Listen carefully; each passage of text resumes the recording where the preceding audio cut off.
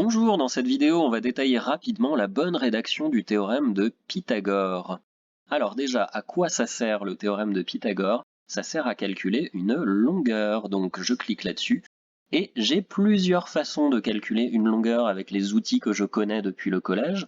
Il y a le théorème de Pythagore qu'on va détailler maintenant, mais il y a aussi le théorème de Thalès, et il y a aussi la trigonométrie, cosinus, sinus et tangente, qui nous permet de calculer une longueur. Pour utiliser le théorème de Pythagore et arriver à un résultat, il faut avoir un triangle rectangle et connaître deux longueurs dans le triangle. Allons-y. Le théorème dit ceci, si un triangle est rectangle, alors le carré de l'hypoténuse est égal à la somme des carrés des deux autres côtés. Moi, je ne demande pas d'écrire cette phrase, mais je sais qu'il y a des profs qui aiment bien. Voyons un exemple. Dans le triangle rectangle ABC, qui est donc rectangle en A, je connais bien deux longueurs, 12 et 20, et je cherche à connaître la troisième et dernière longueur. Je suis bien dans le cadre du théorème de Pythagore.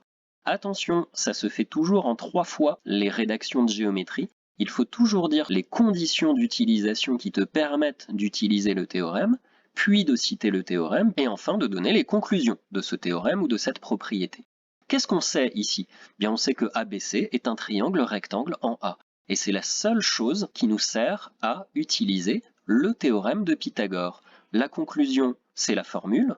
On sait que BC au carré, attention, BC, l'hypoténuse, le plus long côté, celui qui est en face de l'angle droit, BC au carré est égal à la somme des deux autres carrés.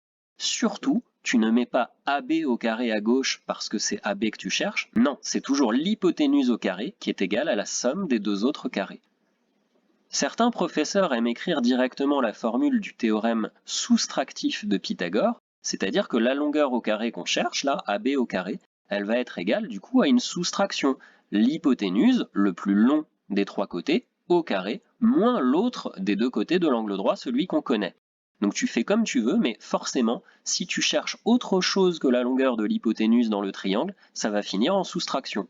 On peut remplacer par les valeurs numériques, ici 20 au carré moins 12 au carré, la calculatrice fait le reste du travail, et on obtient BA au carré égale 256.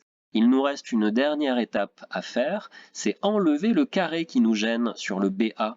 Et pour enlever un carré, tu tapes racine de 256 à la calculatrice, on trouve une longueur BA qui est égale à 16. Pense bien aux trois étapes. On sait que le triangle ABC est rectangle en A.